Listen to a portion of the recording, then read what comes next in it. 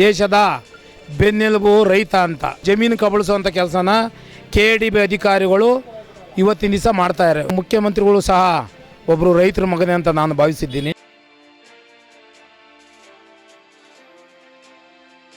ಕರ್ನಾಟಕ ಸರ್ಕಾರದ ನೂತನ ಮುಖ್ಯಮಂತ್ರಿಯಾಗಿ ನಮ್ಮ DK ಶಿವಕುಮಾರ್ ಸಾಹೇಬರು ನಿನ್ನೆ ತಾನೇ ಪದಗ್ರಹಣ ಮಾಡಿ ಮುಖ್ಯಮಂತ್ರಿಯಾಗಿ ಆಯ್ಕೆಯಾಗಿದ್ದಾರೆ. ಏನು ನಮ್ಮ ಮುಖ್ಯಮಂತ್ರಿಗಳು ನಮ್ಮ ವಿದ್ಯುತ್ ಇಲಾಖೆಯನ್ನು ಖಾಸಗೀಕರಣ ಮಾಡೋಕ್ಕೆ ಹೊರಟಿದ್ದಾರೆ. ಇದು ಖಂಡಿತವಾಗಲೂ ಖಂಡನೀಯ. ಯಾಕಂದರೆ ಇವತ್ತಿನ ದಿವಸ ನಾವೇನಾರ ನಮ್ಮ ವಿದ್ಯುತ್ ಇಲಾಖೆಯನ್ನು ಆಲ್ ಎಸ್ಕಾಮ್ಸ್ನ ಖಾಸಗೀಕರಣ ಮಾಡಿದ್ದೇ ಆಯಿತು ಅಂದರೆ ಎಲ್ಲ ರಾಜ್ಯಾದ್ಯಂತ ಇರತಕ್ಕಂಥ ಎಲ್ಲ ರೈತ ಬಾಂಧವರು ಇವತ್ತಿನ ದಿವಸ ನೇಣಾಕಣ ಪರಿಸ್ಥಿತಿ ಬರ್ತೈತೆ. ಯಾಕೆಂದರೆ ಇವತ್ತಲೇ ಅವ್ರು ಕರೆಂಟ್ ಕೊಡ್ತಾ ಇರೋದು, ಇಲಾಖೆಯವರು ಕರೆಂಟ್ ಕೊಡ್ತಾ ಇದ್ದಾರೆ ಹಗಲಿನಲ್ಲಿ 3 ಗಂಟೆ, ರಾತ್ರಿನಾಗ 4 ಗಂಟೆ ಕೊಡ್ತಾ ಇದ್ದಾರೆ.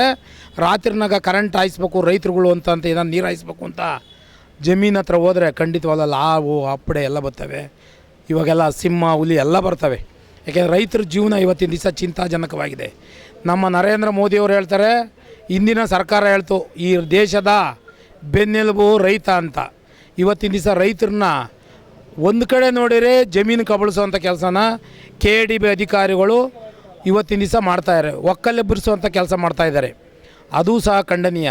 ಯಾಕೆಂದರೆ ನಮ್ಮ ಮುಖ್ಯಮಂತ್ರಿಗಳು ಸಹ ಒಬ್ಬರು ರೈತರ ಮಗನೇ ಅಂತ ನಾನು ಭಾವಿಸಿದ್ದೀನಿ. ಖಂಡಿತವಾಗಲೂ ಇದನ್ನು ಏನಿವತ್ತು ಖಾಸಗೀಕರಣ ಮಾಡ್ತೀವಿ ಅಂತ ಹೊರಟಿದ್ದಾರೆ.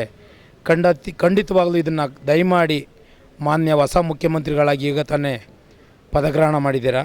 ಖಂಡಿತವಾಗಲೂ ಇದನ್ನು ಫಸ್ಟ್ ಕೈ ಬಿಡಬೇಕು ಅಂತ ನಮ್ಮ ಈ ಪತ್ರಿಕೆಯ ಮುಖಾಂತರ ಹಾಗೂ ಮಾಧ್ಯಮದ ಮುಖಾಂತರ ಕೈ ಮುಗಿದು ಬೇಡಿಕೊಳ್ಳುತ್ತೇವೆ. ಅದು ಖಂಡಿತವಾಗಲೂ ಕೊಡೋಕೆ ಬಂದು KRC ಅವರಿಗೆ ಮನವಿ ಕೊಡೋಕೆ ಬಂದಿದ್ದೀವಿ. KRCನವರು 23ನೇ ತಾರೀಕು ಓಪನ್ ಚರ್ಚೆ ಕರೆದಿದ್ದರು. ಆ ಚರ್ಚೆಗೆ ರೈತರುಗಳು ಎಲ್ಲರೂ ಮನೆಯಲ್ಲೂ TV ಇಲ್ಲ. ಇವತ್ತಿನ ದಿವಸ ಚರ್ಚೆ ಕರೆದಿದ್ರು, ಚರ್ಚೆ ಆಗಲಿಲ್ಲ. ಚರ್ಚೆ ಅವರವರೇ ಚರ್ಚೆ ಮಾಡ್ಕೊಂಬಿಟ್ಟವ್ರೆ. ಎಲ್ಲ TVಗೆ ಹಾಕಿದ್ದೀವಿ, ಪೇಪರ್ಗೆ ಹಾಕ್ಸಿದ್ವಿ, ಆಲ್ ಪೇಪರ್ ಎಲ್ಲರೂ ಪೇಪರ್ ಓದಲ್ಲ ರೈತರು ಇವತ್ತಿನ ದಿವಸ ಅನಕ್ಷರಸ್ಥರು ಜಾಸ್ತಿ ಇದ್ದಾರೆ. ನಮ್ಮ ರಾಜ್ಯದಲ್ಲಿ ರೈತರುಗಳು ಯಾರು ವಿದ್ಯಾವಂತರಿಲ್ಲ. ಯಾಕೆ ಅಂತಂದರೆ ಬೆಳಗ್ಗೆ ಈ ಕರೆಂಟಲ್ಲಿ ಒಂದು ಬೆಳೆ ಬೆಳಬೇಕು ಅಂತಂದರೆ ಎಷ್ಟು ಕಷ್ಟ ಇದೆ ಅಂತನ ನಮ್ಮ ಸಾಹೇಬರು, ಯಾಕೆಂದ್ರೆ ಮುಖ್ಯಮಂತ್ರಿಗಳಿಗೂ ಗೊತ್ತಿದೆ. ಯಾಕೆಂದರೆ ಅವರು ಒಬ್ಬರು ಮುಖ್ಯಮಂತ್ರಿಯೂ ಸಹ ರೈತರ ಮಗನೇ ಅಂತ ನಾವು ಭಾವಿಸಿದ್ದೀವಿ. ಆದ್ದರಿಂದ ಎಲ್ಲ ಮನವಿ ಕೊಟ್ಟಿದ್ದೀವಿ ನಮ್ಮ KRC ಅವ್ರಿಗೆ. KRCನವರು ಇವತ್ತಿನ ದಿವಸ ಏನು ಹೇಳ್ತಾ ಇದ್ದಾರೆ ಅಂದರೆ, ನಿಮ್ಮ ಮನವಿ ಸ್ವೀಕರಿಸಿದ್ದೀವಿ, ನಿಮ್ಮನ್ನು ಕರಿತೀವಿ, ಕರೆದಾದ್ಮೇಲೆ ಮಾತಾಡೋಣ ಅಂತ ಹೇಳ್ತಾರೆ. ಖಂಡಿತವಾಗಲೂ KRCಗೆ ಉತ್ತಮವಾದ ನಿರ್ದೇಶನ ನೀಡ್ತಾರೆ ನಮ್ಮ ಮಾನ್ಯ ಮುಖ್ಯಮಂತ್ರಿಗಳು ಅಂತ ಅದರಲ್ಲಿ ಭಾವಿಸಿದ್ದೀವಿ. ಅವರು ಸಹ ನಮ್ಮ ರೈತರು, ಯಾಕೆಂದರೆ ಒಂದು ಕಡೆ ರೈತರನ್ನ ನೆಮ್ಮದಿಯಾಗಿ ನಿದ್ದೆ ಮಾಡೋಕ್ಕೆ ಬಿಡ್ತಾಯಿಲ್ಲ. ಒಂದು ಕಡೆ ರೈತರ ಜಮೀನ ಕಬಳಿಸಿ ಆ ರೈತರನ್ನ ಒಕ್ಕಲೆಬ್ಬಿಸೋಂಥ ಕೆಲಸ ಒಂದು ಕಡೆ ಮಾಡ್ತಾಯಿದ್ರೆ, ಇನ್ನೊಂದು ಕಡೆ KDB ಅಧಿಕಾರಿಗಳು ರೈತರನ್ನ ನಿದ್ದೆ ಮಾಡೋಕ್ಕೆ ಬಿಡ್ತಾಯಿಲ್ಲ. ನಾವೇ ಈಗ ರೈತರು, ನಾವೊಂದು 10 ಹಸು ಸಾಕಿದ್ದೀನಿ. 10 ಹಸುಗಳು ನನ್ನ ಜಮೀನು ಹೋದರೆ 4 ಎಕರೆ, 10 ಹಸುಗಳನ್ನ ತಗೊಂಡೋಗಿ ಯಾರಿಗೆ ಮಾರ್ಬೇಕು? ನಾನು ಅದನ್ನ ನಾವು ಹೈನುಗಾರಿಕೆ ಮಾಡೋಕ್ಕಾಗತ್ತಾ? ತರಕಾರಿ ಮಾಡೋಕ್ಕಾಗತ್ತಾ?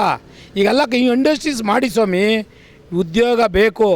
ಏನು ಇವತ್ತಿನ ದಿವಸಕ್ಕೆ ಖಂಡಿತವಾಗ್ಲೂ ಕೈಗಾರಿಕೆನೂ ಬೇಕು, ರೈತರು ಬೇಕು.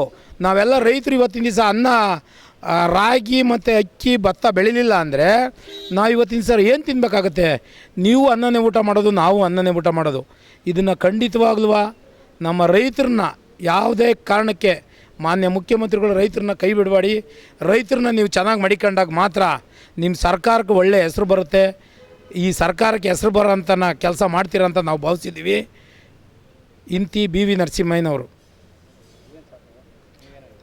ನಾವು ಒಬ್ಬ ನೆಲಮಂಗಲ ತಾಲೂಕಿನ ಬಿದಲೂರು ಗ್ರಾಮದ ಒಬ್ಬ ರೈತ ಮುಖಂಡ. ನಾವು ಭಾಳ ದಿವಸದಿಂದ KDB ಬಗ್ಗೆ ಇದ್ರ ಬಗ್ಗೆ ಹೋರಾಟ ಮಾಡ್ಕೊಂಡೇ ಬರ್ತಾಯಿದ್ದೀವಿ.